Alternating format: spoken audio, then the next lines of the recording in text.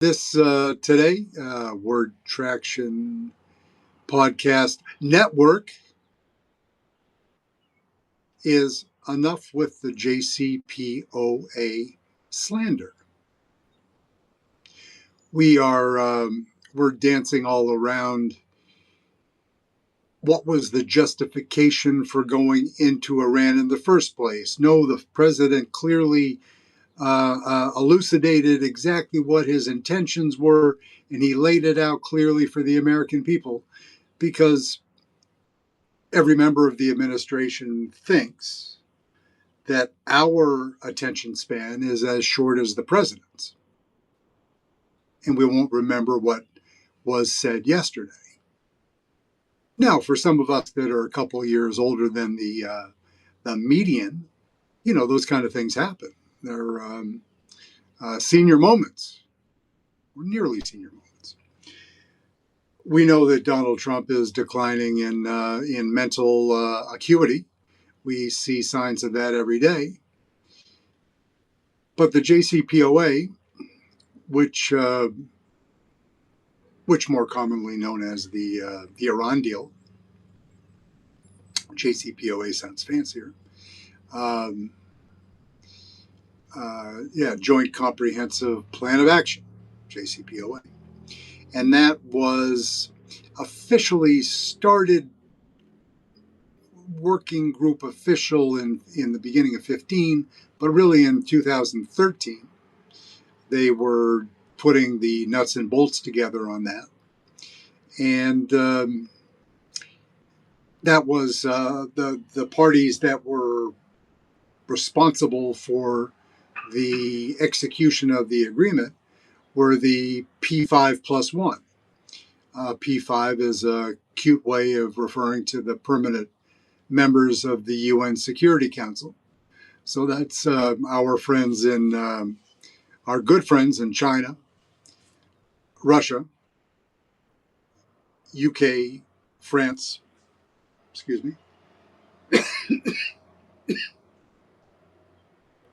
US and Germany, +1. And if you're going to have a +1 for your date night, then might as well be a German. And the EU was kind of running in the background, knowing that they'd have to pick up the pieces. So they were in support. But it was it makes sense that we're talking about nuclear disarmament issues, that the members of the Security Council who have nukes, it would be helpful. Having Israel there, they have nukes, but having them at the table with Iran at that time would have been perhaps counterproductive.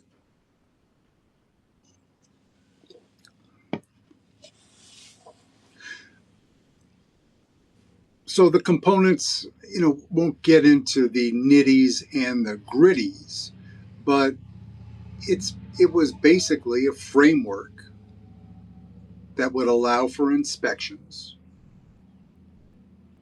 that would thus allow Iran to pursue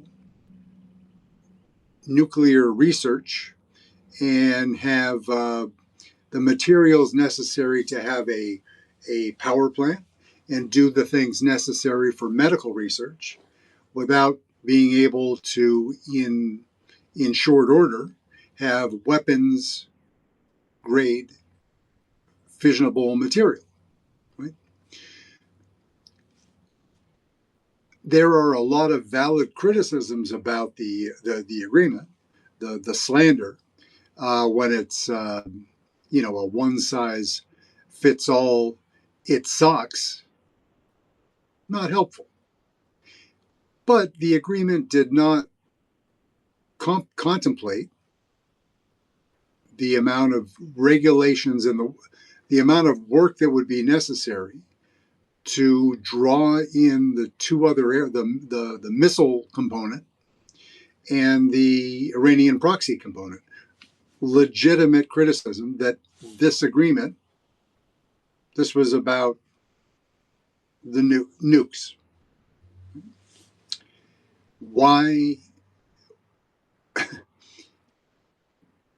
is President Obama, does he deserve the amount of ridicule and scorn for not including? He couldn't get there. Sometimes you have to take what the game gives you. You're out there, what is your opponent giving you? This is a negotiation. This wasn't the U.S. walking in and saying, you're going to do X, Y, and Z.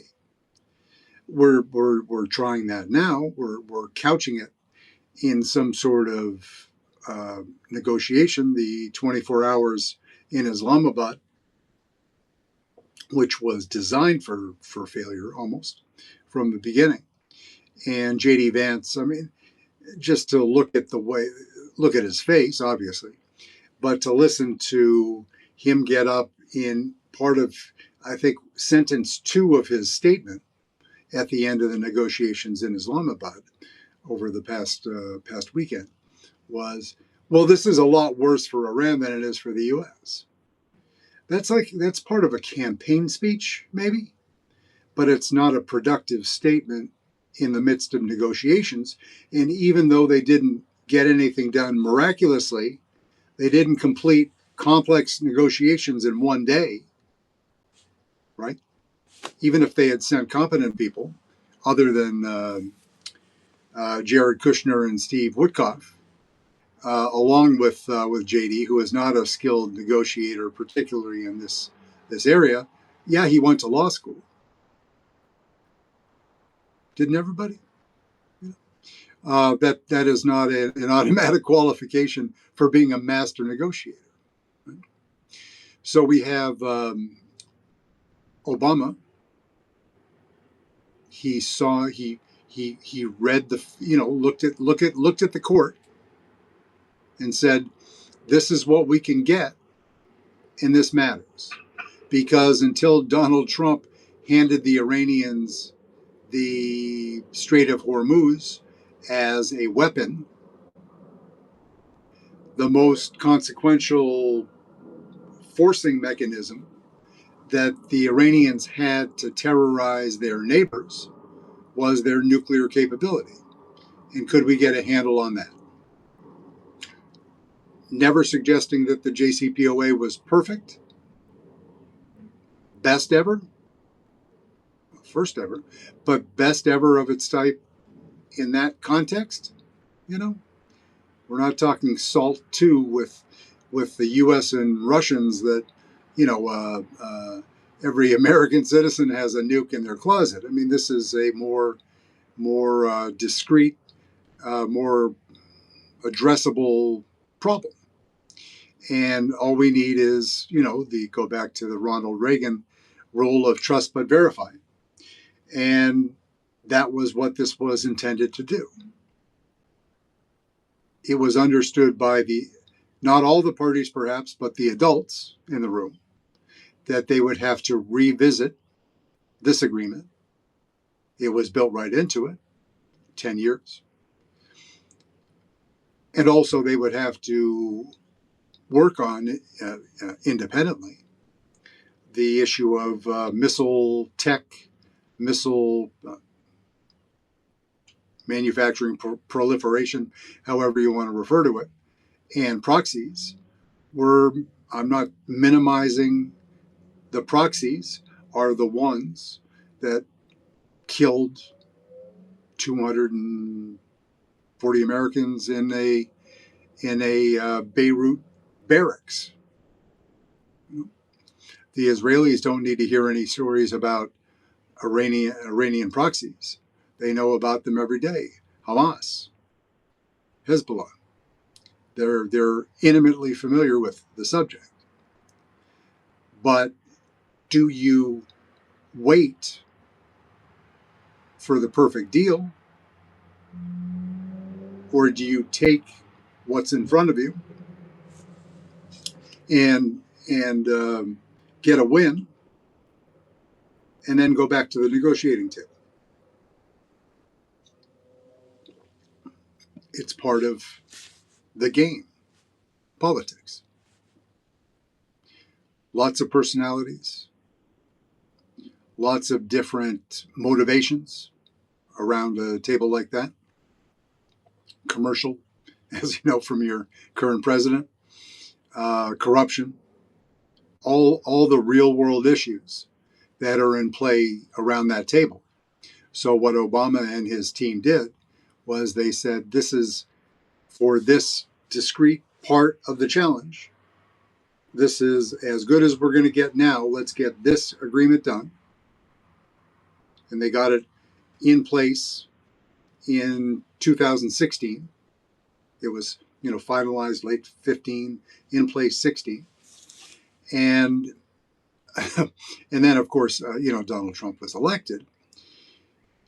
In the first 2 years of the JCPOA, the IAEA conducted somewhere between 400 and 500 inspections. Not 4 or 5, 400 or 500. And that number does not even include 2018, certainly when Trump shredded it and wiped his wipe with the paper and threw the agreement away.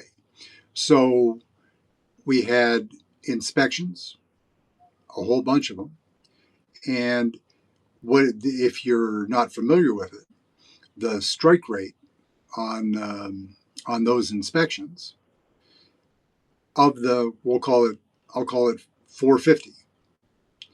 How many of those inspections was material discovered, hidden, or otherwise?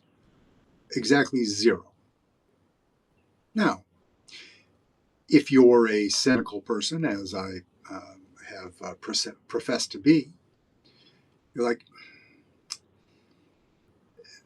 that just seems a little. That's a little bit crazy. I mean, you would think. I mean, they're sly actors. They're clever. There's a demeaning. Hope it's not derogatory, but it's sort of a dated maybe from 50 years ago. Like he's as clever as a Persian rug merchant or something like that. Now, in 2026 terms, making a remark like that, is that insensitive? Perhaps. So excuse me, but we're talking about this one issue, and my name's on the masthead. So please send your letters, postage paid, and include a SAISY, please. Thank you. So, all of a sudden, DJT comes in, grumbles about it. What really bothers him about the agreement? Hope you're sitting down. He wasn't stigmatizing, I don't think he was stigmatizing Obama, because all he was criticizing was one of our black presidents. I don't recall if he mentioned Barack Hussein Obama's name, but I think he was just talking about one of our black presidents was the one that put the agreement together. So obviously, he didn't want everything with Trump has to be his original idea. He rebrands every fucking thing that he can because he wants to take credit. If he can't take credit, then he has a grievance and he's going to whine and be petulant. And he's only been doing that for about 50 years that I'm aware of. Could have been better before then. 55. Some period of time. So am I suggesting that racism plays a part in many business decisions that Donald Trump makes? Yes. Proven true, asked and answered, done deal. That's who he is. When we're talking about selling real estate in Queens, Bronx, Brooklyn, wherever the hell they were selling, his dad was selling a bunch. And don't get the wrong impression. When I was saying that his father was associated with the KKK, I wasn't suggesting that he wore a white hood in the office, because that would be bad for business, I think, because especially in winter, if you have a particular kind of white, people frown upon that, even in New York. I've heard that. I'm going to do a little workshopping on that too. But he's had Trump has had a troubled past with just about every issue regarding race,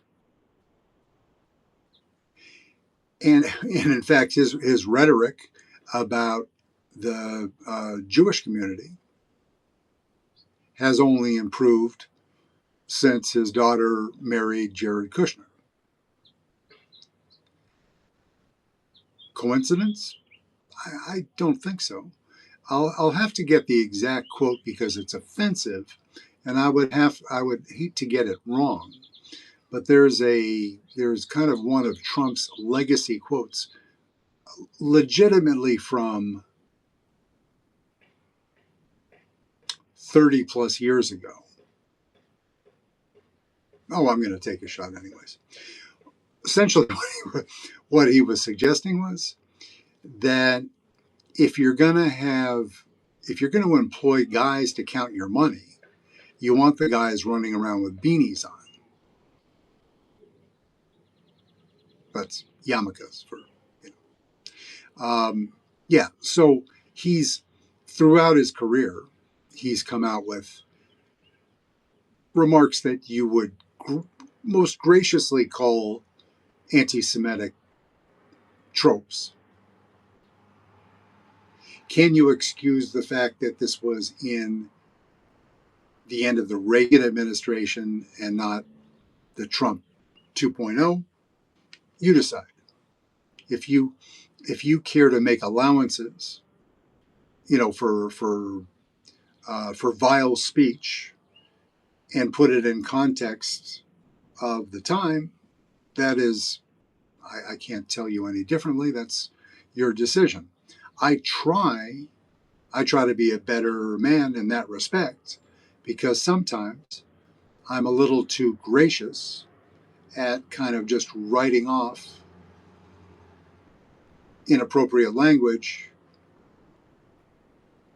because it was, 70% of my life ago, and am I supposed to be a little bit more flexible because people's understanding of the impact of that, so it's kind of a horrible, dirty game to play, because if it's wrong, it's wrong. If it's wrong now, it's probably wrong then. So why do the gymnastics, mental or otherwise? And I guess just stick with wrong. So how did I get into Donald Trump being an anti-Semite? I think Ivanka cured him of that to a certain extent, at least in the area of making outwardly anti-Semitic remarks, because his daughter would probably take offense and be sad or angry or both. So, and I'm sure he loves his kids, as he loves other people's kids too. So JCPOA, we'll go just kind of roll through it real quick. So Donald Trump decides, for reasons racial and otherwise, to shred it in 2018. And now, ever since that time, obviously we had the remainder of Trump 1.0. And we had periods of time when Biden, they worked their ass off in the Obama administration to put it together. Clearly, Biden was there, right? So it was kind of a natural inclination to restart it. The other kind of factor, though, is that Bibi Netanyahu, who is, omnipresent in that story, because he never goes away, is always, it wasn't quite as popular, understatement, in Israel as it was in the U.S. when it was being put together. There was, as you remember, there was some tension. Bibi Netanyahu coming and talking smack almost openly about Barack Obama here to Republicans because he was trying to keep his AIPAC fundraisers happy, keep the money flowing to him and to Republicans in the U.S. And he was taking shots at criticizing the JCPOA and criticizing either implicitly or explicitly Barack Obama. He's not a good enough friend to Israel, and he cares a little bit too much about the amount of Palestinians that we're killing. Can you imagine that?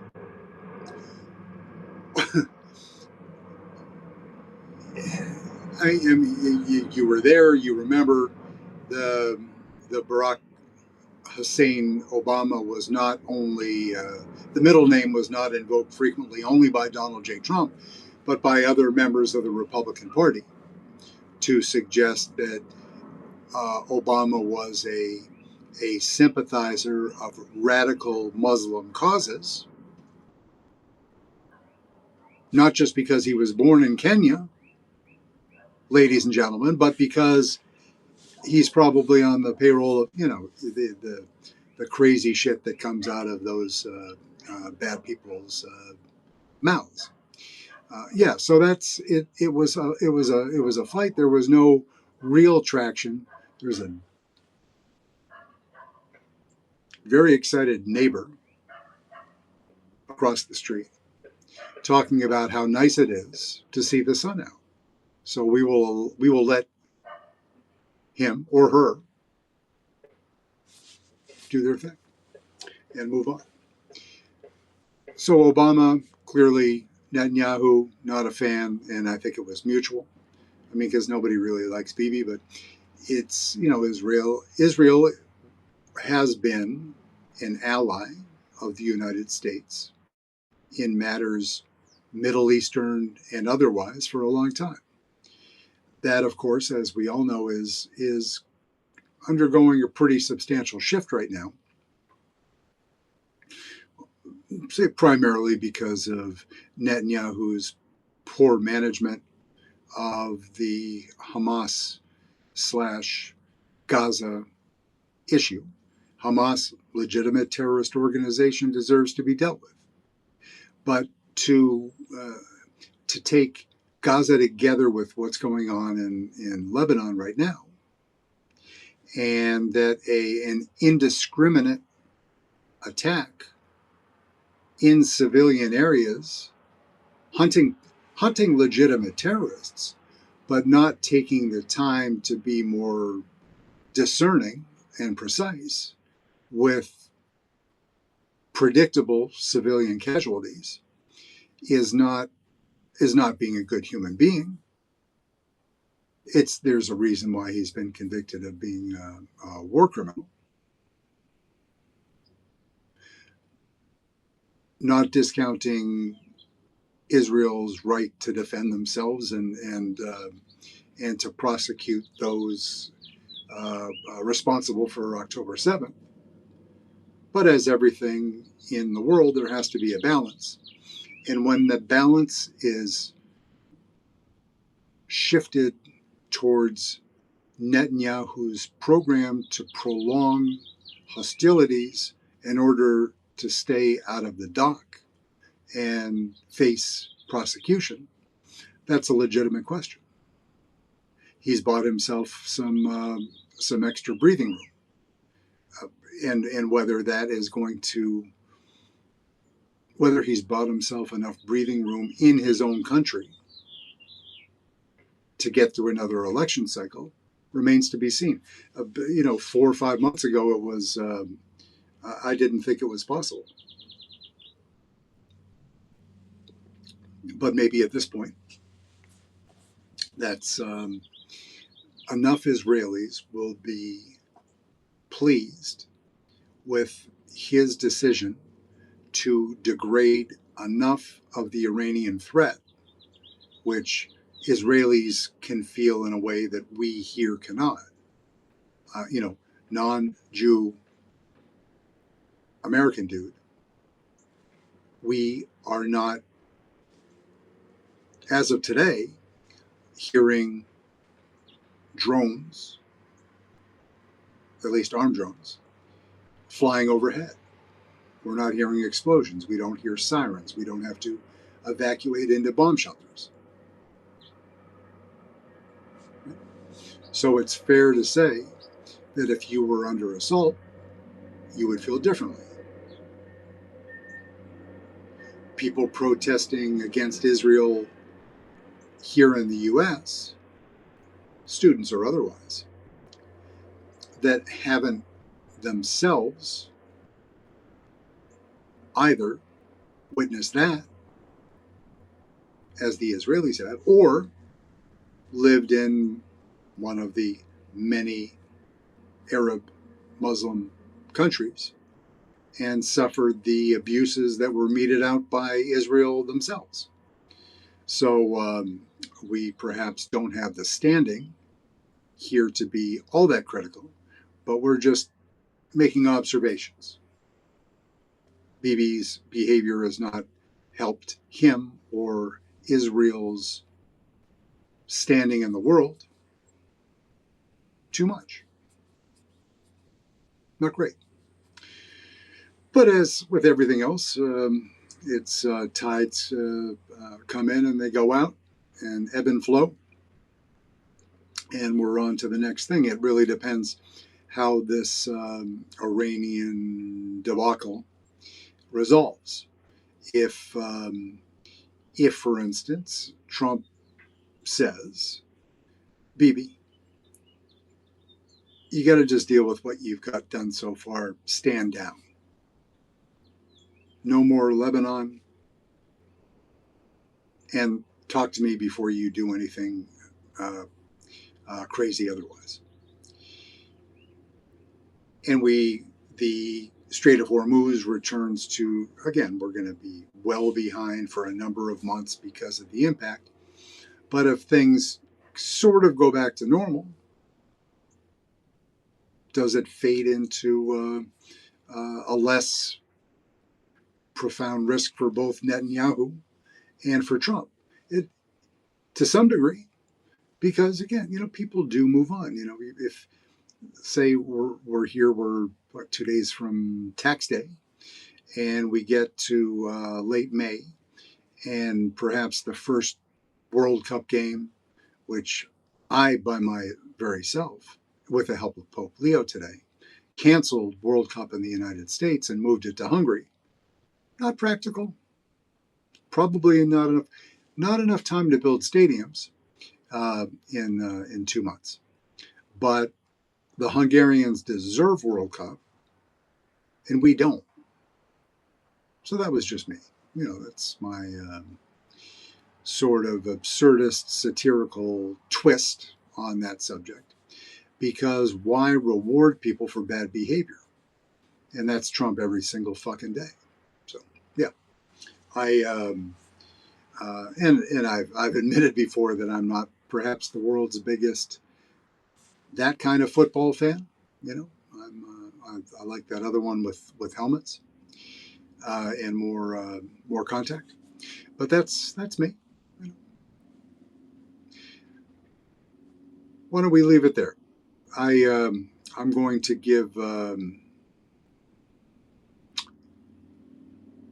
JCPOA respect it for what it was and put yourself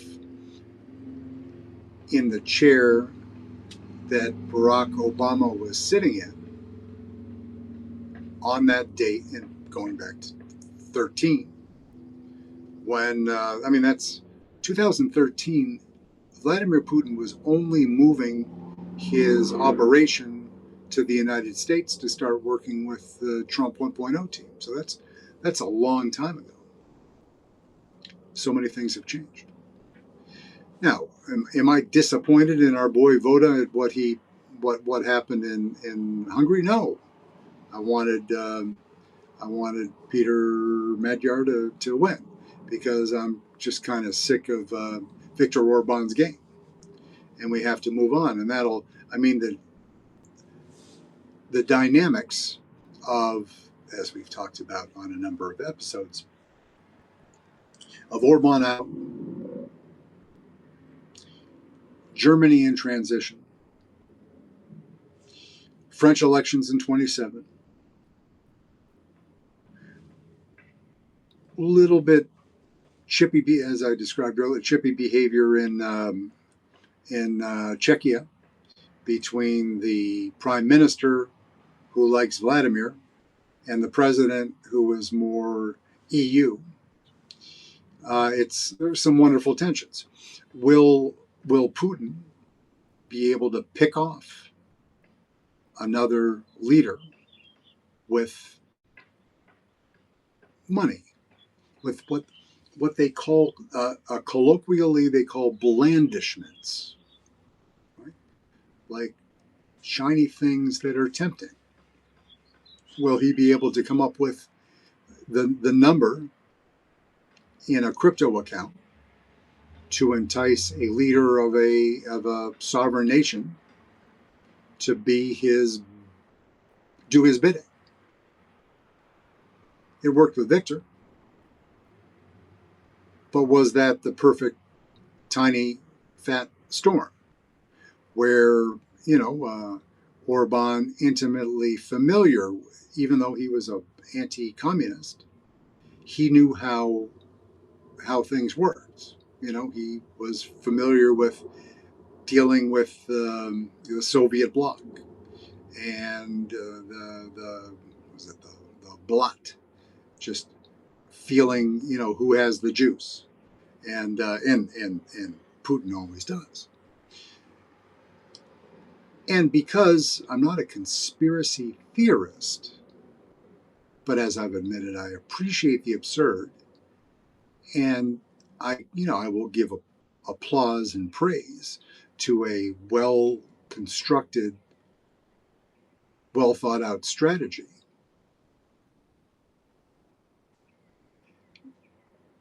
I'll leave you with this. If Putin took his foot off the gas because he saw the mood music changing, and he got tired of Viktor Orban's bullshit eating habits, his face, his smell, whatever it was, he just was done with him, because that's longer than a lot of marriages, 16 years plus. Then that means, because we know who Putin is, that he's got another guy. Could be a girl, or woman. There are a few. He certainly has a relationship with Ms. Merloni in Italy. Now, to that extent, don't know. Remains to be seen. We will keep track of that, because if you're reading tea leaves, one of the first leaves is always Vladimir Putin, because it's interesting, it's fun, he's innovative, and an exciting man of mystery. So carry on, have a beautiful evening.